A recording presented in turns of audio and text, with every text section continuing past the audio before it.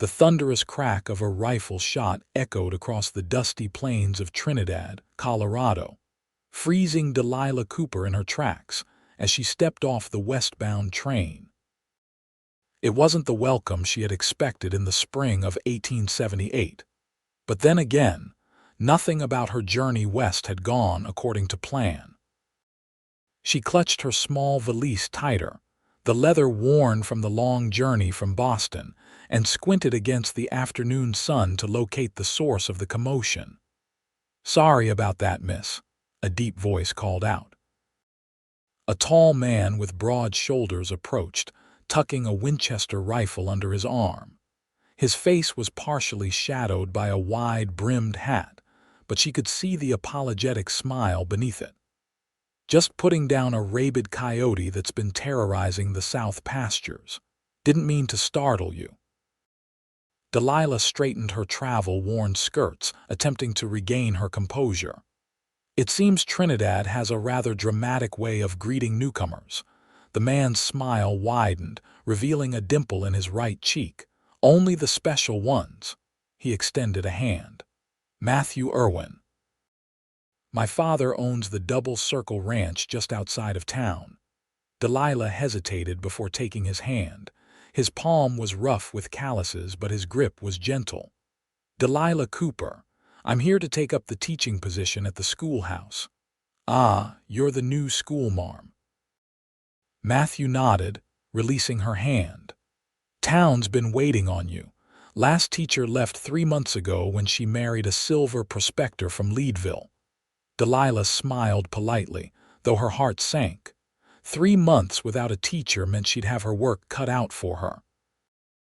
"I was told someone would meet me." "That'd be Mrs. Holloway from the boarding house. She probably got held up with her new grandbaby. Came early this morning." He gestured toward her luggage. "I'd be happy to escort you to the boarding house if you'd like." Before she could respond, a commotion from the other end of the platform drew their attention. A portly man with an impressive mustache was engaged in a heated argument with the train conductor.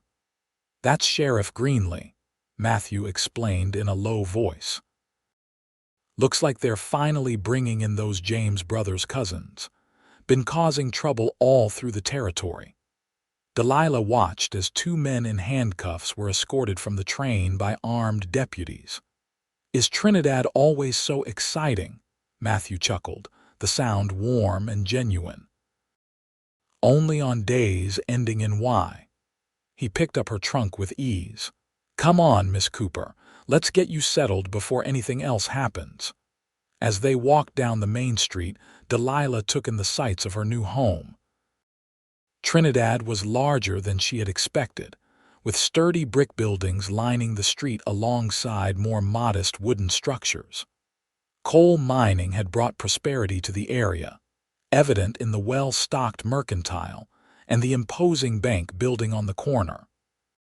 "Town's grown a lot since the railroad came through," Matthew explained, noting her interest. "Coal mines to the north, cattle ranches to the south. My father's place is one of the oldest in the area." "And what do you do at your father's ranch?" Delilah asked, carefully stepping around a puddle from yesterday's rain. "Bit of everything. Breaking horses mostly. Was up in Wyoming for a spell learning new methods." A flash of something pride perhaps crossed his face. "Got away with the wilder ones." They reached a 2-story house with a neat picket fence and a sign that read Holloway Boarding House. Matthew set down her trunk and tipped his hat. "Well, Miss Cooper, welcome to Trinidad. I expect I'll see you around town." Delilah smiled, suddenly reluctant to see him leave. "Thank you for your assistance, Mr. Irwin." "Matthew," he corrected with another flash of that dimpled smile. "Everyone calls my father Mr. Irwin." "Then thank you, Matthew." He nodded once more before turning away. Delilah watched him go, wondering why she felt a strange disappointment at his departure. She had come to Trinidad to teach, to make a difference in the lives of children on the frontier, not to be distracted by handsome cowboys with kind eyes. The door to the boarding house opened before she could knock, revealing a plump, gray-haired woman with an apologetic expression. "You must be Miss Cooper. I'm Harriet Holloway. I'm so terribly sorry I wasn't at the station to meet you." "My daughter had her baby this morning, and please don't worry," Delilah assured her. "Mr. Irwin was kind enough to escort me here." Mrs. Holloway's eyes twinkled. "Young Matthew? Well now, that's a stroke of luck for you. Half the unmarried ladies in the county have their caps set for that one." She ushered Delilah inside. Come in, come in. You must be exhausted. I've got your room all ready and a hot meal waiting." The boarding house was clean and comfortable, with polished wood floors and simple but elegant furnishings. Mrs. Holloway led her to a room on the second floor, chattering all the way about local gossip and the excitement about the new teacher's arrival. "The school board will want to meet with you tomorrow," she explained as she opened the door to Delilah's room. "Term's supposed to start next Monday, giving you a few days to prepare." The room was larger than Delilah had expected, with a brass bed, a small writing desk, and a window overlooking the street. "This is lovely, Mrs. Holloway. Make yourself at home, dear. Wash up and come down for supper when you're ready. I've made beef stew and fresh bread." Left alone, Delilah moved to the window and looked out at her new home. Trinidad sprawled before her, with the magnificent Rocky Mountains rising in the distance. Far from Boston's crowded streets, this place offered a fresh start, away from painful memories and broken promises. She unpacked her few belongings, carefully arranging her books on the small shelf and placing her mother's silver hairbrush on the dresser. Among her possessions was a worn leather journal, which she set on the desk. Tonight, she would record her first impressions of Trinidad, and perhaps mention the tall cowboy with the kind smile who had welcomed her to town. The first week passed in a whirlwind of activity. The school, a modest one-room building on the edge of town, needed considerable attention after sitting empty for 3 months. Delilah spent long days cleaning, organizing, and preparing lessons for students ranging from 6 to 16 years old. The school board, consisting of the town banker, the mercantile owner, and 2 local ranchers, had been pleased with her credentials and enthusiasm. By Friday, Delilah was exhausted but satisfied with her progress. The schoolhouse gleamed, with freshly washed windows, polished desks arranged in neat rows, and new chalk waiting on the ledge of the recently cleaned blackboard. She was placing the last of her books on the shelf when the door opened. "Impressive," Matthew Irwin said, leaning against the doorframe. "Place hasn't looked this good in years." Delilah nearly dropped the book she was holding. I mean Mr. Irwin, I didn't hear you ride up. Just Matthew is fine." He stepped inside, removing his hat. His brown hair was tousled, and there was a smudge of dirt on his cheek that somehow only enhanced his rugged appearance. "Pa sent me to invite you to Sunday dinner at the ranch. It's a bit of a tradition to welcome new folks to the area." "That's very kind," Delilah said, setting the book on the shelf. "But I wouldn't want to impose. No imposition. Ma insists." His eyes, a warm hazel color she hadn't fully appreciated during their first meeting, crinkled at the corners when he smiled. "She says the new teacher needs to be properly fed before taking on 20 rambunctious children." Delilah laughed. "In that case, I accept." "Good. I'll come by to fetch you around 11 on Sunday." He glanced around the schoolhouse. "You've done wonders with the place." The last teacher wasn't much for housekeeping. "Education flourishes in an orderly environment," Delilah said, then blushed at how prim she sounded. "At least, that's what I was taught." "Makes sense to me." He gestured to her desk. "Those arithmetic problems look mighty intimidating." "Sure you can handle these wild Western children?" Delilah raised her chin. I taught in one of Boston's poorest neighborhoods for 2 years, Mr. Irwin. I believe I can manage Trinidad's finest. He grinned, clearly pleased by her spirit. I don't doubt it for a minute, Miss Cooper. He placed his hat back on his head. Sunday at 11, then. After he left, Delilah sat at her desk, attempting to focus on her lesson plans but finding her thoughts wandering to the approaching Sunday dinner. She chided herself for her schoolgirl reaction to Matthew's invitation. She was a professional, here to educate children, not to moon over the first handsome face she encountered in Trinidad. Yet there was something about Matthew Irwin that intrigued her. He carried himself with the confidence of a man who knew his place in the world, yet lacked the arrogance she had come to expect from such men. His eyes held intelligence and humor, and despite his rough exterior, there was a gentleness to him that she found appealing. Sunday arrived with clear skies and mild temperatures. Delilah dressed with care in her best blue calico dress, pinning her dark hair up in a neat style that she hoped struck the right balance between professional and approachable. Mrs. Holloway gave her an appraising look over breakfast. "That's a mighty pretty dress for a Sunday dinner, Miss Cooper." Delilah felt her cheeks warm. "I merely wish to make a good impression on the Irwin family. Mr. Irwin is on the school board, after all."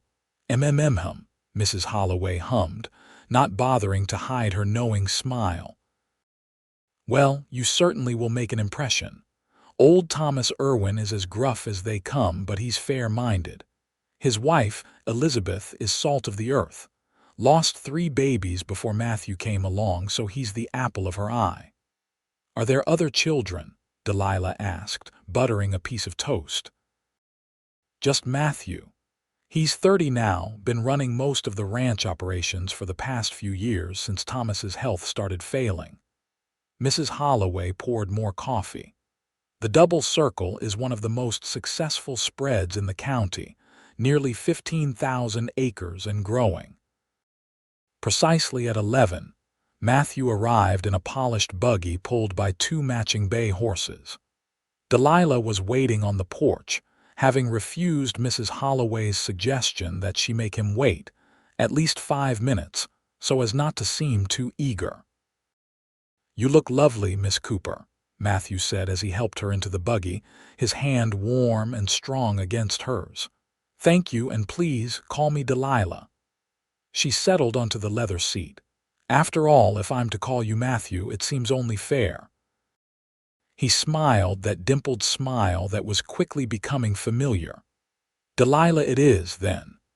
The journey to the Double Circle Ranch took them through rolling grasslands dotted with wildflowers. Cattle grazed in the distance, and twice they passed ranch hands on horseback who tipped their hats respectfully to Matthew. "How long has your family been in Trinidad?" Delilah asked as they traveled. "Pa came out here in '48, just after the war with Mexico. Was one of the first American ranchers in the area." There was pride in his voice. "Started with just 100 acres and a dozen longhorns, built it up year by year. And you've always wanted to follow in his footsteps." Matthew was quiet for a moment. "Not always. Went to college in Denver for a spell. Thought I might become an engineer, but the ranch gets in your blood. After a year away, I knew where I belonged." "That must be nice," Delilah said softly. "To have such certainty." He glanced at her. "And what about you? Always wanted to be a teacher?" Delilah nodded. "For as long as I can remember, my father was a professor at Harvard before he died. He instilled in me a love of learning." "I'm sorry about your father." "It was a long time ago. I was 12. She looked out at the landscape, so different from the Massachusetts shores of her childhood. "My mother supported us by taking in sewing until she remarried when I was 16. And they're still in Boston." Delilah's hands tightened slightly in her lap. "My mother passed 3 years ago. My stepfather and I were not close." Matthew seemed to understand what she wasn't saying. "Well, Trinidad's lucky to have you, regardless of what brought you here." The Double Circle Ranch appeared on the horizon, the main house an impressive two-story structure built of stone and timber. Surrounding it were various outbuildings, a barn, bunkhouse, smithy, and what appeared to be a cookhouse. Several corrals contained horses in various stages of training, and the entire operation hummed with the activity of a successful ranch. "It's magnificent," Delilah breathed as they approached. "It's home," Matthew said simply. Thomas Irwin was waiting on the porch as they arrived, a tall, imposing figure with silver-streaked dark hair and the same hazel eyes as his son. Despite the cane he leaned on, there was nothing frail about him. "So you're the new schoolmarm," he said by way of greeting as Matthew helped Delilah down from the buggy. "Heard you've been fixing up that old schoolhouse. About time someone took an interest." "Pa," Matthew admonished, "this is Miss Delilah Cooper. Delilah, my father, Thomas Irwin." "It's a pleasure to meet you, Mr. Irwin," Delilah said, extending her hand. "Thank you for inviting me to your home." Thomas shook her hand firmly. "Any teacher willing to take on Trinidad's young hooligans deserves at least a good meal." There was a glint of humor in his eyes that softened his gruff exterior. Elizabeth Irwin appeared in the doorway, wiping her hands on her apron. She was a handsome woman in her 50s, with kind eyes and streaks of gray in her dark hair. "Thomas, don't you scare this young woman before she's even had a chance to sit down." She came forward with a warm smile. "Miss Cooper, welcome to our home. I'm Elizabeth Irwin. Please call me Delilah," she replied, immediately warming to Matthew's mother. "Then you must call me Elizabeth. Come inside before these men start talking cattle and bore you to tears." The inside of the Irwin home was as impressive as the exterior. The furniture was solid and well-crafted, with colorful rugs brightening the wooden floors. Landscape paintings hung on the walls, alongside family photographs. One in particular caught Delilah's eye, a younger Matthew in a college suit, looking somewhat uncomfortable but proud. "That was taken when he graduated from the Colorado School of Mines," Elizabeth explained, following her gaze. "Top of his class, though he'll never tell you that himself." Matthew looked embarrassed. "Ma, I'm sure Delilah doesn't want to hear about that." "On the contrary," Delilah said with a smile, "I find it fascinating." "What did you study, Matthew?" "Mining engineering," he admitted. "Thought I might help modernize some of the local coal operations." "And instead you came back to chase cows," Thomas said.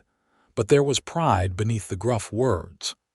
"Someone had to keep you from working yourself into an early grave," Matthew replied easily, the affection between father and son evident despite their bantering.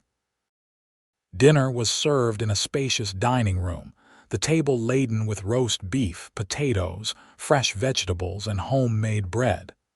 Delilah had never tasted better food, and she told Elizabeth so. "It's nothing special," Elizabeth demurred, though she looked pleased.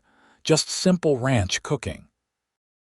The conversation flowed easily, covering topics from the upcoming school term to local politics and the latest news about railroad expansion.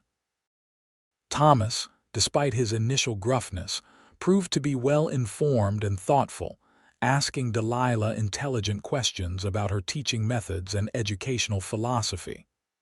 "We've got children from all walks of life in Trinidad," he explained. "Ranch kids, miners' children, shopkeepers' offspring. Even a few from the Mexican families that have been here for generations. They all deserve a proper education." "I couldn't agree more," Delilah said. "Education is the great equalizer." After dinner, Matthew offered to show Delilah around the ranch. With his parents' blessing, they set out on foot, walking first to the corral where several young horses eyed them warily. "These are my current projects," Matthew explained. "Just started breaking them last week." Delilah watched as he entered the corral and approached a nervous palomino. The horse's ears were pinned back, but as Matthew spoke softly and extended his hand, the animal gradually relaxed. "You really do have a way with them," Delilah observed, impressed by his gentle but confident approach. "They're like people in a way," Matthew said, stroking the horse's neck. "They need to know they can trust you, that you respect them. Force never works as well as patience." They continued their tour, Matthew pointing out the various operations of the ranch with obvious pride and knowledge. Delilah found herself increasingly drawn to this complex man who could discuss engineering principles one moment and demonstrate horse whispering the next. As they walked back toward the house, Matthew slowed his pace. "So, what do you think of Trinidad so far, Delilah? Think you'll stay a while?" There was something in his tone that suggested the question held more weight than a casual inquiry. Delilah considered before answering. "I think I might. It's very different from Boston, but there's something appealing about the openness here, not just the landscape, but the people. They seem more genuine," Matthew nodded. "Most folks out here don't have time for pretense. Life's too hard to waste energy on false appearances. I find that refreshing." She paused, then added, "I came here looking for a new start. Trinidad seems like a good place to find one." "We all need that sometimes," he said quietly. "A chance to begin again." When it was time for Delilah to return to town, Thomas and Elizabeth insisted she visit again soon. "You're welcome anytime," Elizabeth said, clasping Delilah's hands in hers. "It gets lonely out here sometimes, especially for female company." The ride back to town was quieter, a comfortable silence developing between them as the sun began its descent toward the western mountains, casting golden light across the prairie. "Thank you for today," Delilah said as they approached the boarding house. "Your family is wonderful." "They liked you," Matthew replied. "Pa doesn't usually talk so much with visitors, usually just grunts and leaves the conversation to Ma. I'm flattered." Matthew pulled the buggy to a stop in front of the boarding house. "Would it be too forward if I asked to call on you again? Perhaps next Saturday evening. There's a social at the church." Delilah felt a flutter of anticipation. "I would like that very much." He helped her down from the buggy, his hands lingering perhaps a moment longer than necessary at her waist. "Until Saturday, then, and good luck with your first day of school tomorrow." Delilah watched him drive away, a smile playing on her lips. She had come to Trinidad seeking escape and purpose. She hadn't expected to find connection, perhaps even something more, so quickly. Mrs. Holloway was waiting inside, not even pretending she hadn't been watching through the window. "Well, how was dinner with the Irwins?" "Lovely," Delilah replied, hanging her shawl on the hook by the door.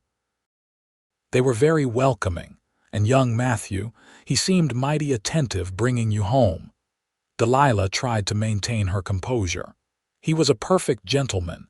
He's asked to escort me to the church social on Saturday." Mrs. Holloway beamed. "Is that so? Well now, that will set tongues wagging. Matthew Irwin hasn't escorted anyone to a social since Lucinda Peterson moved to Denver 2 years ago." Despite herself, Delilah was curious. Were they serious? Everyone thought so, but then she got it in her head to become a nurse, and off she went. "He didn't seem particularly heartbroken, if you ask me." Mrs. Holloway's eyes twinkled. "Not like he seems interested now." "Mrs. Holloway, please," Delilah protested, though she couldn't help feeling pleased. "I've only just arrived in Trinidad. I'm focused on my teaching position." "Of course you are, dear." The older woman patted her hand. "Now, you'd best get some rest. Those children will be testing your mettle first thing tomorrow." Delilah's first day as Trinidad's teacher was every bit as challenging as she had anticipated. The 23 students ranged widely in age, ability, and motivation. The older boys, particularly, seemed determined to test her authority, whispering and passing notes when they thought she wasn't looking. By midday, Delilah had established order through a combination of firm discipline and engaging lessons. She had separated the troublemakers, assigned classroom responsibilities that made the children feel important, and demonstrated that she would not be intimidated by their antics. When the school day ended, she felt exhausted but triumphant. As the last student filed out, she noticed a familiar figure leaning against a tree across the schoolyard. Matthew straightened as she looked his way and crossed to meet her at the schoolhouse steps. "Heard you had quite the first day," he said, his eyes twinkling. "Johnny Miller's mother stopped by the ranch to buy eggs and said you made him stand in the corner for putting a grasshopper down Sally Jenkins' dress." Delilah smiled. "I believe in appropriate consequences." "Johnny seemed to think that was quite unfair until I explained how he would feel if someone put a spider down his shirt." Matthew chuckled. "You've made quite an impression. Thought you might need this after such a day." He held out a small package wrapped in brown paper. Delilah accepted it, surprised. "What's this?" "Just a small welcome gift. Open it." Inside was a beautifully crafted wooden apple polished to a high shine. "It's lovely," she breathed, running her fingers over the smooth surface. "Made it myself," Matthew admitted. "Thought you should have at least one apple that won't rot on your desk." Touched by the thoughtful gift, Delilah looked up at him. "Thank you, Matthew. I'll treasure it." He shifted, suddenly appearing almost boyish in his slight awkwardness. "Well, I should let you get home and rest. Just wanted to see how your first day went." "I appreciate the thought." She held the wooden apple close. "And I'm looking forward to Saturday." As the week progressed, Delilah fell into a routine. Her days were filled with teaching and her evenings with lesson preparation and grading.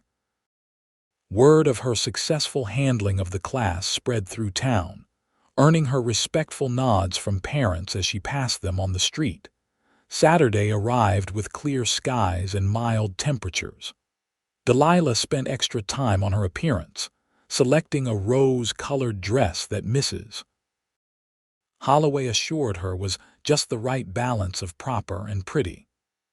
She arranged her dark hair in a more elaborate style than usual, securing it with her mother's pearl combs. When Matthew arrived to escort her to the social, his appreciative gaze made her efforts worthwhile. "You look beautiful, Delilah," he said simply. The church social was held in the town hall, a large open space decorated with paper lanterns and wildflowers.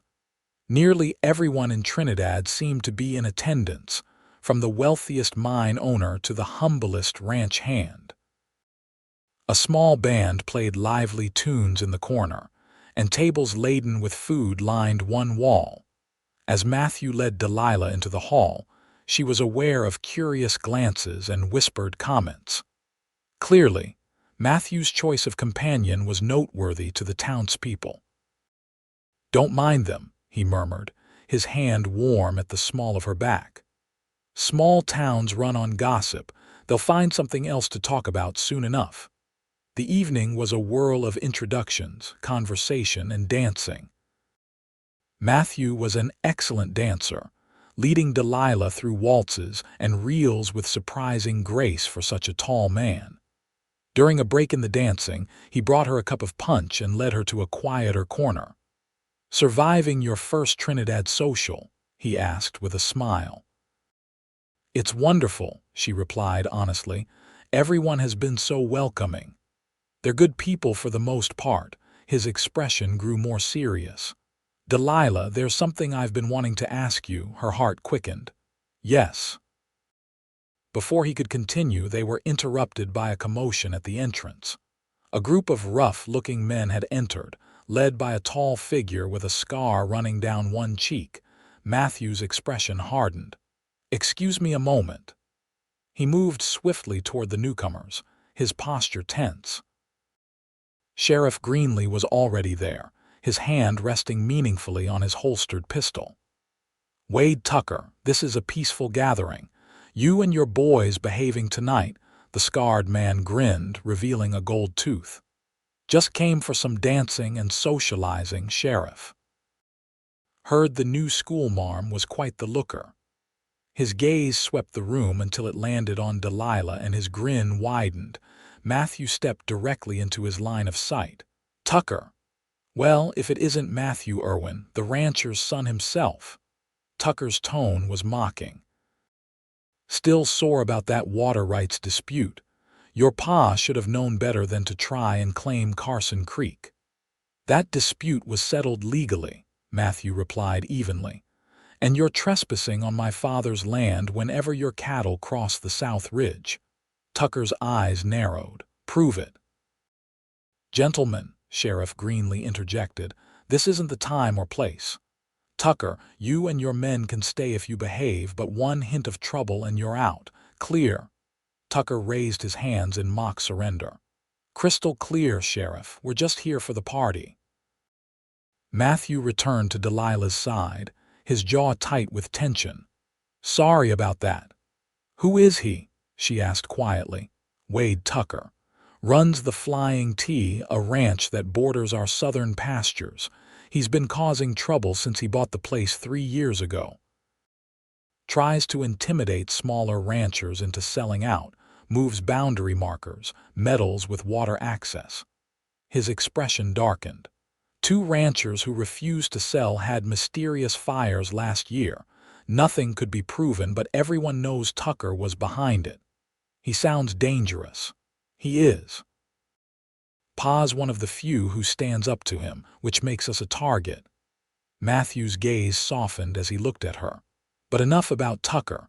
I won't let him ruin our evening. The band struck up another waltz, and Matthew led her back to the dance floor. As they moved together in perfect rhythm, Delilah felt the tension of the encounter melting away. There was something undeniably right about being in Matthew's arms, as if she had found a place she didn't know she was seeking. Later, as they walked back to the boarding house under a canopy of stars, Matthew finally returned to what he had wanted to ask her before Tucker's interruption. I was wondering if you'd like to go on a picnic tomorrow after church. There's a place by the creek that's real pretty this time of year. Delilah smiled up at him. I'd like that very much. He returned her smile, relief evident in his expression. Good. I'll pick you up around noon. At the boarding house door, he hesitated, then leaned down and placed a gentle kiss on her cheek. Good night, Delilah. Good night, Matthew, she replied, her cheek tingling where his lips had touched. Inside, Mrs. Holloway was predictably waiting up. Well, did you have a nice time? Wonderful, Delilah admitted, unable to keep the smile from her face. Matthew's taking me on a picnic tomorrow after church. Is he now? Mrs. Holloway looked pleased. Moving right along, isn't he? Not that I'm surprised. The way he looks at you, it's clear as day what's on his mind. Delilah felt her cheeks warm. Mrs. Holloway, please, we're just getting to know each other. Of course, dear, and a picnic is a fine way to do that. The older woman's eyes twinkled. Just mind you don't go too far from the creek path. Propriety is important, especially for a schoolteacher. I assure you, Matthew is a perfect gentleman, Delilah replied primly, though her thoughts were far from proper as she recalled the warmth of his hand at her waist as they danced. The picnic spot Matthew chose was indeed beautiful, a grassy clearing beside a clear, bubbling creek, shaded by cottonwood trees. He spread a blanket and unpacked a basket containing fried chicken, biscuits, apple pie, and a bottle of lemonade. Your mother is a wonderful cook, Delilah commented as they ate. Actually, I made the food, Matthew admitted with a sheepish smile. Well, except the pie. That's Ma's recipe and I haven't mastered it yet. Delilah looked at him in surprise. You cook? Had to learn when I was away at school. Boarding house food was terrible, so a few of us taught ourselves the basics. He shrugged. Found I had a knack for it. A man of many talents, she said appreciatively. Engineer, horse trainer, rancher, and cook. Jack of all trades, master of none, he replied self-deprecatingly, but looked pleased by her praise. After they ate, they walked along the creek, talking easily about their lives, hopes, and experiences. Matthew told her stories of growing up on the ranch, his first horse, learning to rope from the old ranch hand who'd been with his father since the beginning, the time he'd gotten lost in the mountains and spent a terrifying night alone before being found. In turn, Delilah shared memories of her childhood in Boston, her father's lessons in the library of their modest home, her determination to become a teacher despite the limited opportunities for women. "Why Trinidad?" Matthew asked eventually. "There must have been teaching positions closer to home." Delilah was quiet for a moment, deciding how much to reveal. "I needed a completely fresh start. After my mother died, my stepfather, he became difficult. There was a man he wanted me to marry, a business associate of his who was nearly twice my age." Matthew's expression darkened. "He tried to force you. Not exactly force, but he made my life increasingly uncomfortable when I refused." She looked away, the memories still painful. "The man in question, Mr. Blackwood, was persistent as well, convinced I would eventually relent.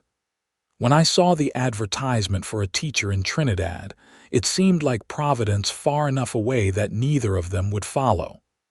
"I'm sorry you had to leave your home," Matthew said softly.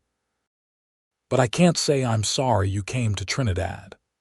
Their eyes met, and something passed between them, understanding, connection, possibility. Matthew reached out slowly, giving her time to pull away, and tucked a loose strand of hair behind her ear, his fingers lingering against her cheek. "Delilah," he began, his voice low and serious. A gunshot cracked through the air, startling them both. Matthew immediately stepped in front of Delilah, scanning the surrounding trees. "What was that?" she whispered, her heart racing. "Probably just someone hunting," he replied, though his posture remained tense. "But we should head back." They gathered their picnic things quickly, the peaceful mood broken. As they drove back toward town, Matthew kept glancing back, his expression troubled. "You don't think it was just a hunter, do you?" Delilah asked quietly. Matthew's jaw tightened. "Probably was, but it was too close to the ranch boundary for comfort, especially after Tucker's appearance last night. You think he would actually harm someone?" "I wouldn't put anything past him." Matthew's hands tightened on the reins. "But don't worry, he's all bluster most of the time." Despite his reassurances, Delilah could sense Matthew's concern. When they reached the boarding house, he insisted on walking her to the door and checking inside before leaving. "I'm sorry our picnic was cut short," he said, his expression regretful. "It was still lovely," she assured him. "Thank you for today, Matthew." He hesitated, then leaned down and kissed her cheek again, his lips lingering a moment longer than before. "I'll see you soon, Delilah." As spring turned to summer, Delilah found herself falling into a pleasant routine. Her days were filled with teaching, which she found increasingly rewarding as her students responded to her methods. Her evenings and weekends, however, were increasingly occupied with Matthew. Their courtship, for that was what it had become, progressed steadily. Matthew called on her regularly, taking her on buggy rides, picnics, though never again to the creek where they had been interrupted, and to various town gatherings. They attended church together on Sundays, followed by dinner at the Double Circle, where Delilah had become a welcome guest. Elizabeth Irwin had taken a particular liking to Delilah, often sharing family recipes and stories about Matthew's childhood that made him flush with embarrassment. Thomas, too, had warmed considerably, engaging Delilah in discussions about books and current events that revealed a sharp, educated mind beneath his gruff exterior. One evening in late June, Matthew took Delilah to a spot on the double circle that offered a spectacular view of the sunset over the mountains. They sat side by side on a flat rock, watching as the sky blazed with orange and pink. "I never tire of this view," Matthew said, his arm around her shoulders. "One of the reasons I could never stay away for long." Delilah leaned against him, content. "It's magnificent." They had grown increasingly comfortable with such closeness over the past weeks. Their first real kiss had come after the Memorial Day picnic, a sweet, hesitant exploration that had quickly deepened into something more passionate. Since then, their embraces had grown more frequent and ardent, though Matthew always maintained a respectful restraint that both frustrated and reassured Delilah. As the last rays of sunlight faded, Matthew turned to face her. "Delilah, there's something I need to tell you." There was a seriousness in his tone that made her stomach tighten with apprehension. "What is it?" "Pa's asked me to go up to Denver next week. There's a livestock auction and a meeting with the railroad representatives about shipping rates. I'll be gone for about 10 days. Relief flooded through her. "Oh, well, I'll miss you, of course, but that's not so long." Matthew took her hands in his. "The thing is, Tucker's been causing trouble again. 3 of our calves were found dead last week, their throats cut, and one of our line shacks was burned to the ground." "That's terrible," Delilah exclaimed. "Has the sheriff done anything?" "Not much he can do without proof. Tucker's too smart to leave evidence." Matthew's expression was grim. "I don't like leaving while this is happening, but Pa insists the Denver meetings are too important to miss." "Your father will be all right, won't he? The hands will keep close watch, and Pa may be getting older, but he's still tougher than most men half his age." Matthew squeezed her hands. "But I'd feel better if you'd stay at the ranch while I'm gone." Delilah blinked in surprise. "At the ranch?" "But why?" "Just a precaution. Tucker was asking about you in town last week. Nothing threatening, just questions about the schoolmarm and how long you'd been here." A chill ran through her. "You think he might try to intimidate me to get at you?" "I don't know. Probably not. But I'd rather not take chances." His eyes held hers, serious and concerned. "Ma would love the company, and there's plenty of room." Delilah considered. The school term had ended the previous week, so she had no daily obligations in town. And the thought of staying in the beautiful Irwin home was appealing, especially with Matthew's mother, whom she had grown quite fond of. "All right," she agreed. "If your parents truly don't mind having me." Matthew's relief was palpable. "They suggested it, actually. Ma's already planning all the things you two will do together." The following week, Matthew helped Delilah move temporarily to the double circle. Elizabeth welcomed her warmly, showing her to a comfortable guest room with a view of the mountains. "It's so good to have another woman in the house," Elizabeth confided as she helped Delilah unpack. "I love my men dearly, but sometimes I miss female company." "I'm grateful for your hospitality," Delilah replied sincerely, "and I promise not to be a burden." Elizabeth waved away her concerns. "Nonsense. You're a delight to have around, and it does my heart good to see how happy you make my son." The morning of Matthew's departure arrived too quickly. Delilah rose early to see him off, watching as he loaded his bags into the wagon that would take him to the train station in Trinidad. 10 days, he reminded her, drawing her aside for a private goodbye. "I'll be back before you know it." "Be careful," she said, smoothing his collar absently. "Denver can be dangerous too." He smiled at her concern. "I'll be fine. It's you I worry about." His expression grew serious. "Promise me you'll stay close to the ranch house. No wandering off alone." "I promise. Though I think you're being overly cautious." "Maybe." He cupped her face in his hands. "I just found you, Delilah Cooper. I'm not taking any chances with your safety." He kissed her then, a deep, lingering kiss that left her breathless. When he pulled away, his eyes were dark with emotion. "I'll miss you every minute." "And I you," she whispered, fighting back unexpected tears. After he left, Delilah threw herself into ranch life to distract from his absence. Elizabeth taught her to make bread and preserves, skills Delilah had never needed in Boston. Thomas, when not occupied with ranch business, showed her his extensive library and engaged her in chess games that he invariably won, though with decreasing ease as she learned his strategies.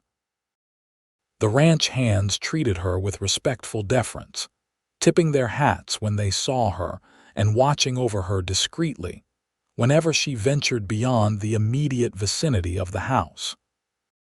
5 days after Matthew's departure, Delilah was gathering eggs in the hen house when she heard raised voices from the direction of the main house. Curious, she finished her task and headed back, the basket of eggs cradled carefully in her arms. As she approached, she saw Thomas on the porch, facing Wade Tucker and 2 other men. Thomas was leaning heavily on his cane, but his posture was unyielding. "You're trespassing, Tucker," Thomas was saying as Delilah drew near. "I suggest you leave before my men escort you off my property." Tucker noticed Delilah, and his thin lips curved into a smile that didn't reach his eyes. "Well, if it isn't the pretty schoolmarm, staying at the Irwin place while young Matthew's away, are you? How cozy." "Miss Cooper is our guest," Thomas said sharply, "and none of your concern." "Just being neighborly," Tucker replied with mock innocence.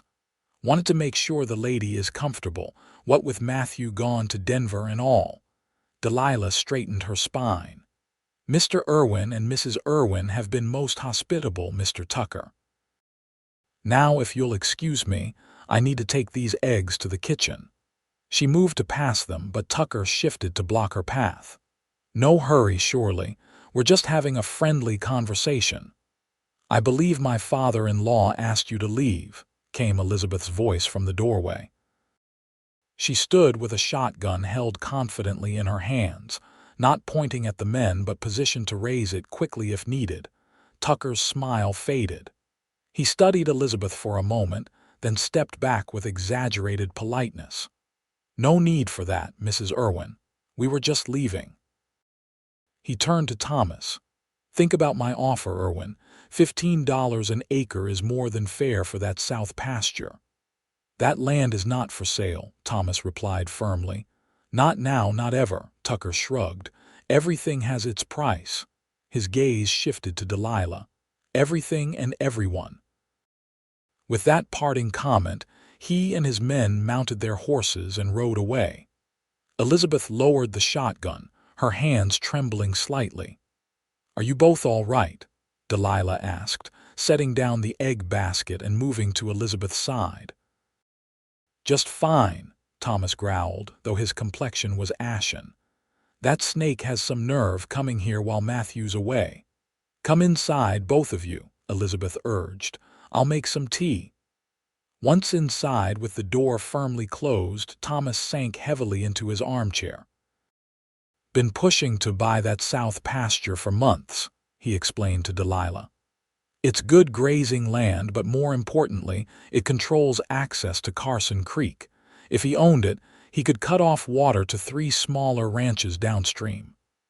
"And you won't sell," Delilah stated, understanding. "Not to him, not ever." Thomas's expression was grim. "He'll try to force our hand, though.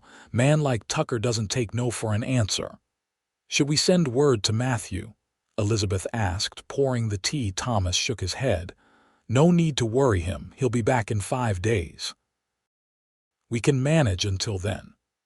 That night, Delilah lay awake, Tucker's threatening manner and insinuating comments replaying in her mind. She had faced difficult men before, her stepfather and Mr. Blackwood among them, but Tucker was different. There was a casual cruelty in his eyes that suggested he enjoyed causing fear and pain. She was drifting off to sleep when a sound startled her, fully awake, the distant but unmistakable crack of a gunshot. Sitting up, she listened intently. Another shot followed, then shouting. Throwing on her robe, Delilah hurried into the hallway, nearly colliding with Elizabeth, who was similarly attired. "Stay inside," Elizabeth instructed, the shotgun once again in her hands. "I'll check on Thomas." Delilah followed her to the master bedroom, where Thomas was already pulling on his clothes, his movements hampered by his stiff leg. "Sounds like trouble at the South Corral," he said grimly. "The new stallion is there." "You can't go out there," Elizabeth protested. "Let the hands handle it."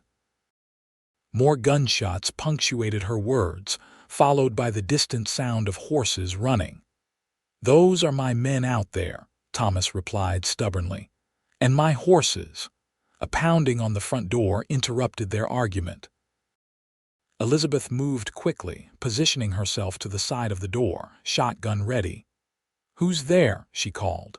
"It's Miller, madam. We got trouble."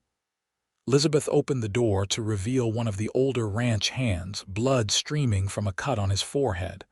"Tucker's men," he gasped. "6 of 'em. They're driving off the new stallion and the mares from the South Corral. Jimmy's been shot." Thomas grabbed his rifle from the rack by the door. "Get Delilah to town," he instructed Elizabeth. "She'll be safer there." "I'm not leaving you," Elizabeth replied firmly. "Miller, can you take Miss Cooper to the Holloway place in town?" "No," Delilah interjected. "I'll stay and help. I know basic medical care. I can tend to the wounded man while you deal with the raiders." Thomas looked like he wanted to argue, but another volley of gunshots decided him. "Fine. Miller, get Doc Peters from town. Tell him Jimmy's been shot, then find Sheriff Greenlee." Miller nodded and hurried back out. Thomas turned to Delilah. "Jimmy's in the bunkhouse. Elizabeth will show you." As Elizabeth led her to the bunkhouse, more shots rang out from the direction of the south pasture. "Tucker's gone too far this time," Elizabeth said grimly. "Stealing horses is a hanging offense." In the bunkhouse, they found Jimmy, one of the younger ranch hands, lying on a bunk with an older man pressing a cloth to his shoulder. Blood had soaked through the makeshift bandage. "Mrs. Irwin," the older man said with relief. "Boy's hurt bad. Bullet went clean through, but he's losing a lot of blood." "This is Miss Cooper," Elizabeth introduced. "She has medical knowledge. I need to go help Thomas." Delilah moved to Jimmy's side, removing the cloth to examine the wound. The bullet had indeed passed through the fleshy part of his shoulder, missing bone and major blood vessels from what she could tell. "I need clean water, more cloths and whiskey if you have it," she instructed. As the older man hurried to gather the supplies, Delilah spoke soothingly to Jimmy, who was pale and shivering with shock. "You're going to be fine. The doctor's coming." She cleaned and bandaged the wound as best she could, using techniques she had learned while volunteering at a Boston hospital during the winter when school was out of session. By the time she finished, Jimmy was sleeping fitfully. The bleeding mostly stopped. The sounds of gunfire had ceased, replaced by the commotion of men returning to the ranch yard. Delilah stepped outside to see Thomas directing several ranch hands, his expression thunderous. "Did they get away with the horses?" she asked, approaching him. "Most of them," Thomas replied grimly. "Took the stallion and 4 of our best brood mares, worth at least $5,000. He glanced at her, his expression softening slightly. "How's Jimmy?" "Stable for now. The bullet passed through cleanly. He'll need the doctor's care, but I think he'll recover." Thomas nodded, some of the tension leaving his shoulders. "Thank you. Elizabeth said you knew medical care, but I didn't realize. I volunteered at Massachusetts General Hospital for 2 winters," she explained. "Learned a great deal about treating wounds and illness." Thomas looked at her with newfound respect. "You're full of surprises, Miss Cooper." The doctor arrived shortly after, confirming Delilah's assessment and complimenting her care of the wounded man. Sheriff Greenlee appeared as well, taking statements from the ranch hands who had witnessed the raid. "Tucker's men, without a doubt," one of them insisted. "Recognize Joe Benson and that half-breed tracker Tucker hired last month." "Recognizing isn't proving," Sheriff Greenlee replied wearily. "But I'll ride out to the Flying T tomorrow, see what I can find." "Tomorrow?" Thomas demanded. "By then, those horses could be halfway to New Mexico." "I can't organize a posse in the middle of the night, Thomas," the sheriff explained patiently. "And going to the Flying T without backup would be asking for trouble. I'll go at first light, I promise." Delilah could see Thomas wanted to argue further, but exhaustion and pain from his bad leg were taking their toll. "Come inside," she urged him gently. "You need to rest." To her surprise, he allowed her to help him to the house, leaning heavily on both her arm and his cane. Inside, Elizabeth had prepared coffee and was setting out bread and cold meat for the men who had been defending the ranch. "Thank you," Thomas said gruffly as Delilah helped him to his chair. "You've got a steady head in a crisis." "High praise indeed," Elizabeth commented with a weak smile. "My husband doesn't compliment easily." Delilah stayed up with them until the doctor confirmed Jimmy was out of danger, and the sheriff had departed with promises to investigate thoroughly. It was nearly dawn by the time she finally retired to her room, exhausted but too keyed up to sleep immediately. As she sat by the window, watching the sun begin to illuminate the eastern sky, she reflected on the night's events. The violence and lawlessness were so far removed from her Boston upbringing, yet she had faced the danger without panic or hysteria. There was something about this place, these people, that brought out a strength she hadn't known she possessed. And there was Matthew. The thought of him returned with renewed force. What would he do when he learned what had happened in his absence? Would he blame himself for not being here to protect his family and the ranch? The depth of her concern for him surprised her, as did the realization that in just 2 months he had become central to her thoughts and feelings. The next 5 days passed in a tense holding pattern. Sheriff Greenlee's visit to the Flying T had been predictably unproductive. Tucker had an alibi. He had been playing poker in town all evening with several witnesses. His men claimed to have been at the ranch, and without direct evidence linking them to the raid, there was little the sheriff could do. Thomas fumed and plotted, determined to recover his stolen horses, while Elizabeth worried about the toll the stress was taking on her husband's health. Delilah tried to help in any way she could, taking over household tasks to free Elizabeth to care for Thomas, and continuing to check on Jimmy's recovery. The sound of a wagon approaching on the afternoon of the 10th day brought everyone to attention. Delilah was in the kitchen helping Elizabeth preserve peaches when they heard it. "Matthew," Elizabeth breathed, wiping her hands on her apron. "Thank God." They hurried outside to find Matthew jumping down from the wagon, his expression shifting from joy at seeing Delilah to concern as he noted the tension in the air. "What's happened?" he asked immediately. Thomas, who had come onto the porch, relayed the events of the raid tersely. Matthew's face darkened with each detail, his hands clenching into fists. "Where's Tucker now?" he demanded when Thomas finished. "At his ranch, smug as can be," Thomas replied. "Sheriff can't prove anything." "We'll see about that," Matthew said, his voice cold. "Matthew," Delilah stepped forward, placing a hand on his arm. "Don't do anything rash." He looked down at her, his expression softening slightly. "Are you all right? Were you frightened?" "I'm fine," she assured him. "Your mother and I have been getting along splendidly." "She was magnificent," Elizabeth interjected. "Tended to Jimmy's wound like a trained nurse and helped keep your father from charging off to the Flying T single-handed." Matthew's gaze held Delilah's, something unreadable in his eyes. "Thank you for taking care of them." There was so much she wanted to say, how much she had missed him, how worried she had been, but this wasn't the time or place. "You must be tired from your journey. Come inside and rest while I make you something to eat."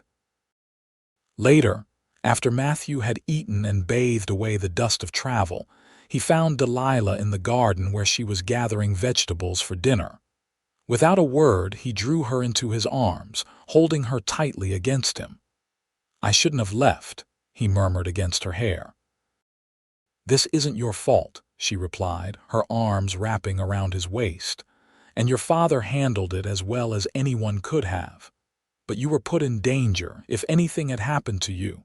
She pulled back slightly to look up at him. "Nothing happened to me. I was perfectly safe." This time, his expression was troubled. "Tucker's not going to stop, Delilah. He wants our land and he'll do whatever it takes to get it." "Then we'll face him together," she said firmly. "Your family isn't alone in this." Matthew studied her face, something like wonder in his expression. "You're extraordinary, you know that. Most women would have fled back to town at the first sign of trouble." "I'm not most women." "No," he agreed softly. "You're not." His hand came up to cup her cheek. "I missed you every minute I was gone, and I you," she whispered. He kissed her then, a deep, passionate kiss that conveyed all the longing and fear and relief of their separation and reunion. When they finally parted, both breathless, he rested his forehead against hers. "There's something I need to ask you," he said softly. "Something I've been thinking about since before I left." Delilah's heart quickened. "Yes."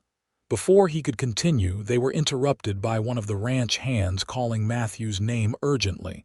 With a sigh of frustration, Matthew stepped back. "I'll ask you later," he promised. "When we have proper privacy." That evening, after dinner, Matthew suggested a walk to watch the sunset. Thomas and Elizabeth exchanged knowing glances but said nothing as the young couple slipped outside. Matthew led Delilah to the same rock where they had watched the sunset before his departure. As they sat side by side, his arm around her shoulders, Delilah felt a sense of anticipation building within her. "The Denver meetings went well," Matthew said as they watched the sun begin its descent. "Railroad agreed to better shipping rates for our cattle, and I bought some excellent breeding stock at the auction." "That's wonderful," Delilah replied, though she sensed there was more he wanted to discuss. "I also met with an architect," he continued, his voice casual but with an undercurrent of tension, "about plans for a new house." Delilah turned to look at him, surprised. "A new house? Here at the ranch?" Matthew nodded. "Just over that rise, about a quarter-mile from the main house. There's a flat area with a good view of both the mountains and the valley." He paused, then added, "It would have a library for all your books and a big kitchen and maybe a nursery." Delilah's breath caught. "Matthew." He turned to face her fully, taking both her hands in his. "I know we've only known each other a few months, but I feel like I've been waiting for you my whole life. When I was in Denver, all I could think about was getting back to you. And when I heard what happened while I was gone, all I could think was that I needed to be here, protecting you." "I don't need protecting," she said softly. "I know," he replied with a smile. "You're the strongest woman I've ever met, but I want to be by your side anyway, through whatever comes." He took a deep breath. "What I'm trying to say, not very eloquently, is that I love you, Delilah Cooper. And I want to spend my life with you." Tears welled in Delilah's eyes. "I love you too, Matthew." Relief and joy spread across his face. He reached into his pocket and pulled out a small box. "I bought this in Denver." Opening it, he revealed a delicate gold ring set with a small but perfect diamond. "Delilah, will you marry me?" "Yes," she breathed without hesitation. "Yes, I will." Matthew slipped the ring onto her finger, then drew her into his arms, kissing her with a tenderness that gradually built into passion. When they finally parted, both breathless, the sun had set, and the first stars were appearing in the darkening sky. "We should go back," Matthew said reluctantly. "Ma and Pa will be wondering." "Do you think they'll be surprised?" Delilah asked as they walked hand in hand toward the house. Matthew chuckled.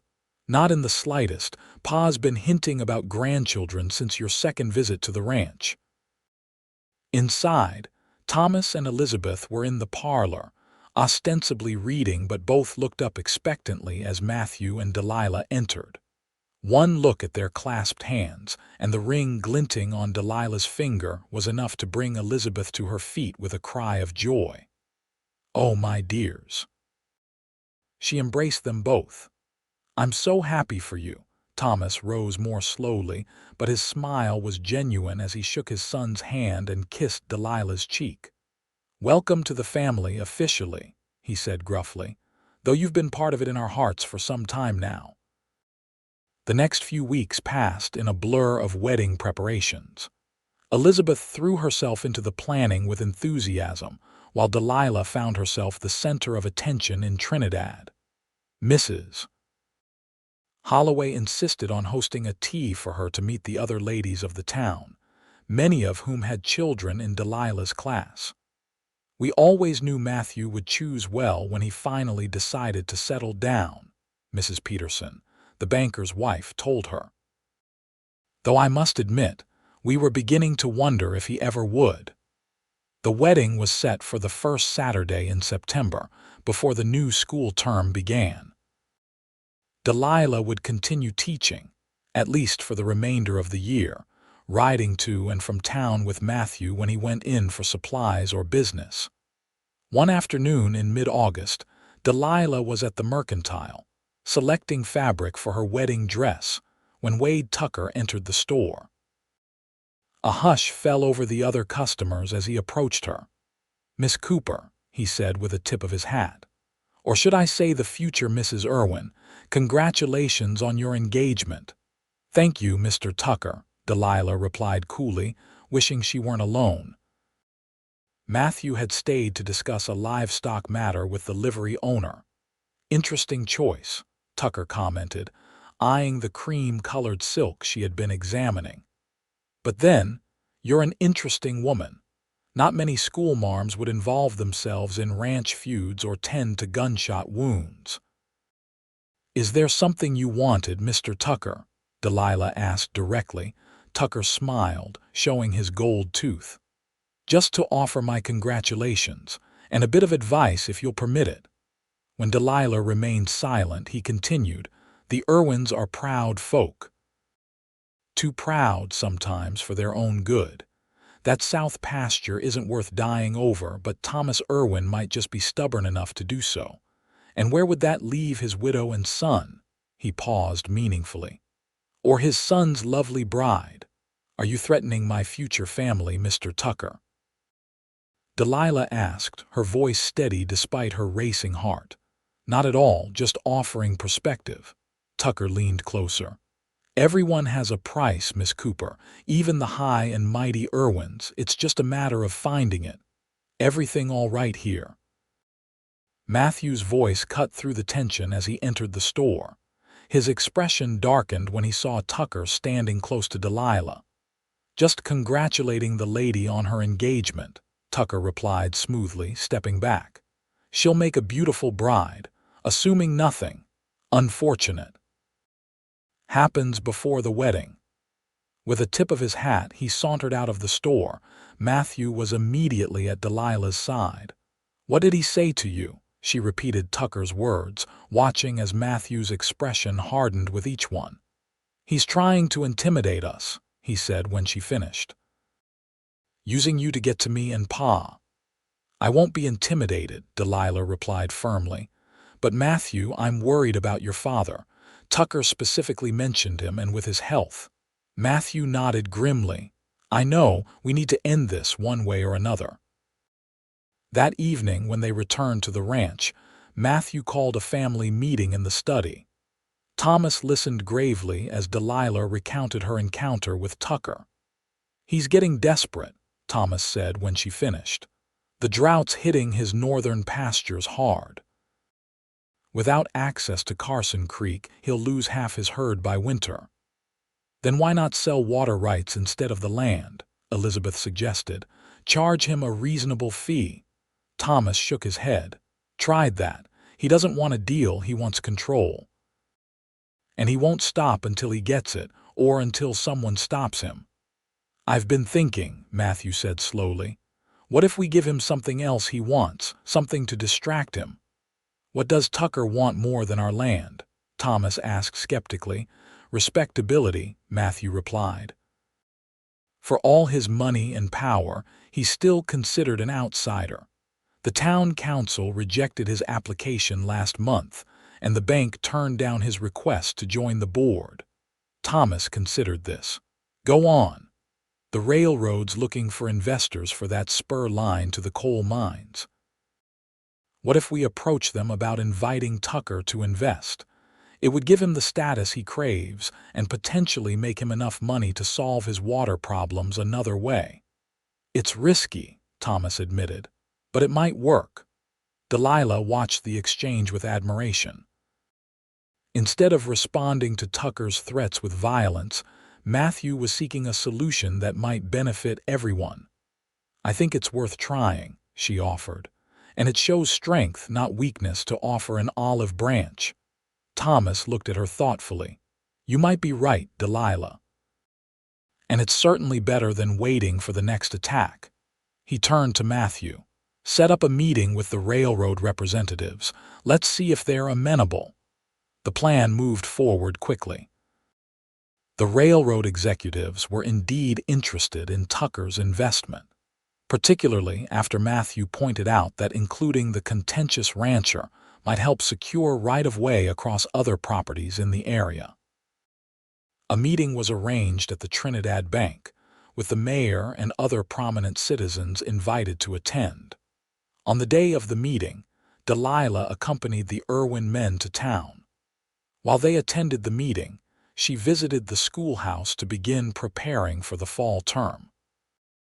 She was arranging books on the shelves when the door opened, revealing Elizabeth. It worked, Elizabeth announced with a broad smile. Tucker's investing $30,000 in the railroad spur. They're making him a director, which gives him all the status he craved. And the mayor suggested a water-sharing arrangement for the ranchers along Carson Creek that Tucker actually agreed to. Delilah set down the books and embraced the older woman. That's wonderful news. Where are Matthew and Thomas now? At the bank, finishing the paperwork. Matthew asked me to fetch you for a celebration dinner at the hotel. The dinner was a festive affair, with champagne ordered specially for the occasion. Even Thomas was in high spirits, the burden of constant vigilance finally lifted from his shoulders. To peace in the valley, he toasted, raising his glass, and to the wisdom of the younger generation. He nodded to Matthew and Delilah. After dinner, as they prepared to return to the ranch, Matthew drew Delilah aside. Ride back with me. There's something I want to show you. With his parents' knowing smiles, Delilah joined Matthew in his buggy. Instead of taking the main road back to the ranch, he turned onto a smaller trail that wound through a grove of cottonwoods before emerging on a rise overlooking the valley.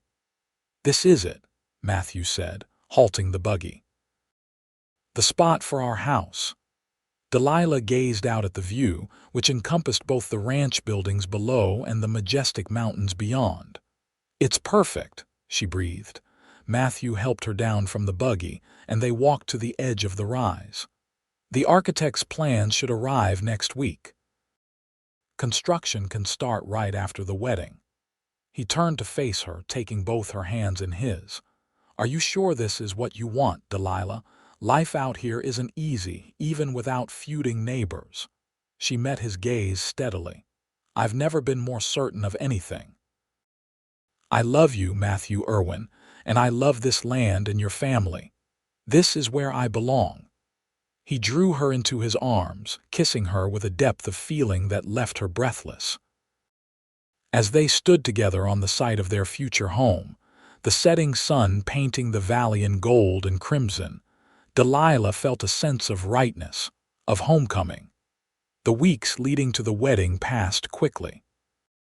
Construction on the new house began, with Matthew overseeing every detail to ensure it would be ready by spring.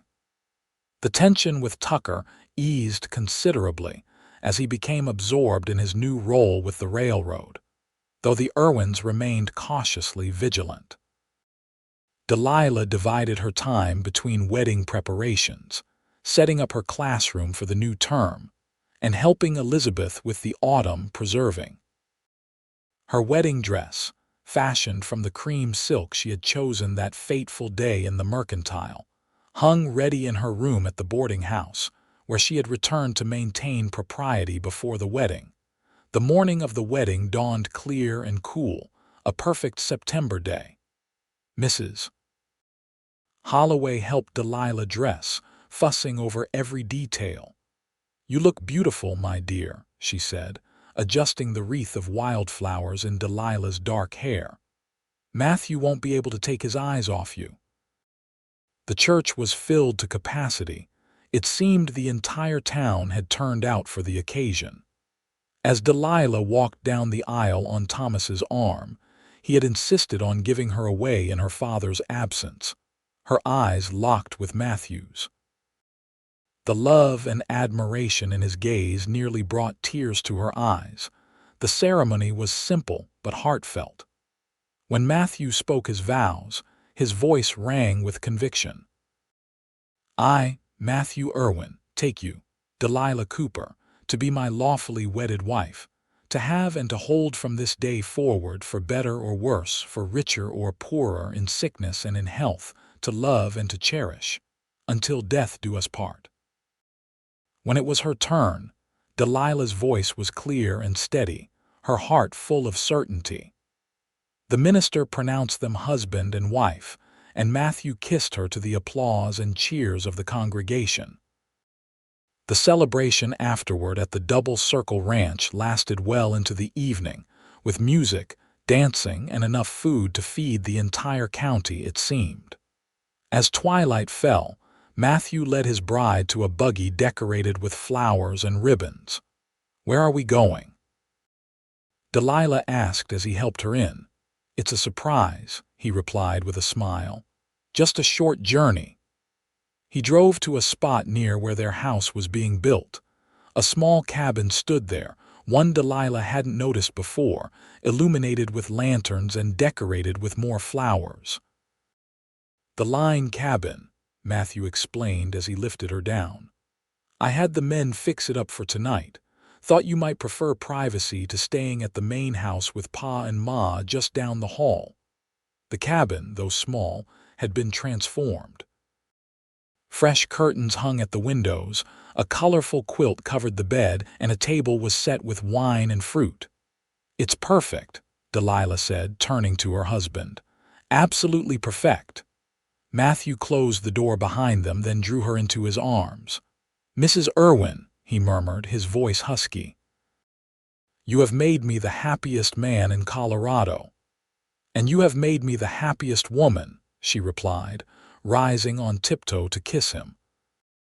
As the night deepened around the small cabin, Delilah and Matthew discovered each other fully for the first time, their passion tempered with tenderness, their union a promise of all the days and nights to come. The first year of their marriage passed in a blur of happiness and hard work. The new house was completed by spring, a beautiful structure of stone and timber with the library Matthew had promised Delilah and rooms for the family they hoped to have. She continued teaching, riding to and from town with Matthew or one of the ranch hands as escort. The conflict with Wade Tucker remained resolved, particularly after Tucker's investment in the railroad began to pay handsome dividends. He even nodded cordially to the Irwins when their paths crossed in town, though they maintained a cautious distance. Thomas's health improved with the reduction in stress, allowing him to take a more active role in the ranch operations again, much to his satisfaction. Elizabeth bloomed with happiness at having Delilah as a daughter-in-law, and the prospect of grandchildren in the future. That future arrived sooner than expected. By the following summer, Delilah was expecting their first child, due in early December. She resigned from her teaching position at the end of the term in May, promising to return someday when her children were older. "Are you disappointed to give up teaching?" Matthew asked as they sat on the porch of their new home one evening watching the sunset. Delilah rested her hand on her growing belly. "Not at all. This is just another kind of teaching, raising our child. And I can still tutor the ranch children, keep my hand in until I'm ready to return to the classroom." Matthew covered her hand with his. "You amaze me every day, you know that. Your strength, your adaptability, your love." "As do you," she replied softly. "I never imagined finding such happiness, especially not in a place so far from where I began." In December, as the first snow blanketed the ranch in white, Delilah gave birth to a strong, healthy boy they named Thomas Michael Irwin. The elder Thomas was moved to tears when they placed his grandson in his arms.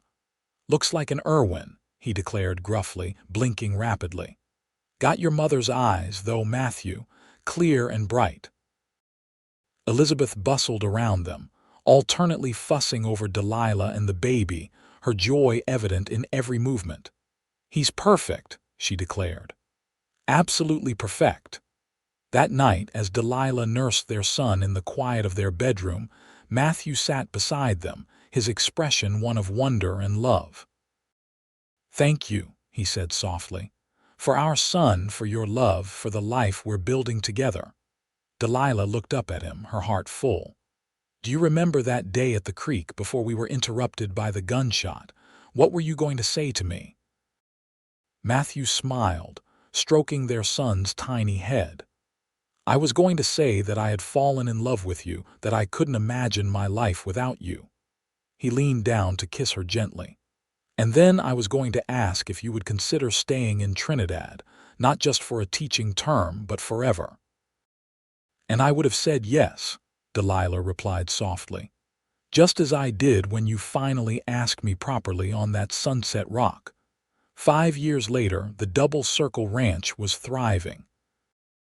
The original house was now occupied solely by Thomas and Elizabeth. As Matthew and Delilah's family had grown to include not only young Thomas, but also a 3-year-old daughter named Elizabeth after her grandmother and a new baby, Catherine, just 6 months old. On a warm spring evening, much like the one when Delilah had first arrived in Trinidad, the family gathered on the porch of Matthew and Delilah's home. Thomas, now using 2 canes but still sharp of mind and tongue, was teaching young Thomas to play checkers. Elizabeth and her granddaughter were shelling peas, their heads bent together in concentration. Matthew sat beside Delilah, who held baby Catherine in her arms. As the sun began to set, painting the valley in hues of gold and crimson, Matthew reached over to take Delilah's free hand. "Happy?" he asked simply. Delilah looked at their entwined fingers, at the children playing nearby, at the home and life they had built together. "More than I ever dreamed possible," she replied. "And you?" Matthew's smile, still with that same dimple that had first caught her attention on the train platform 5 years ago, was answer enough. But he leaned closer to whisper in her ear, "The day I asked you to stay forever was the luckiest day of my life. And the day you said yes was the beginning of all this happiness." Delilah squeezed his hand, knowing that whatever challenges might come, drought or flood, prosperity or hardship, they would face them together, their love as enduring as the mountains that stood sentinel over their home. As twilight deepened into night, stars appearing one by one in the vast Colorado sky, the Irwin family remained on the porch, together and content, bound by love and the land they called home. For Delilah, once a lonely school teacher from Boston seeking escape, Trinidad had become far more than a refuge, it had become her heart's true destination. And when she looked at the cowboy beside her, her husband and the father of her children, she knew with absolute certainty that saying yes to staying forever had been the wisest decision of her life.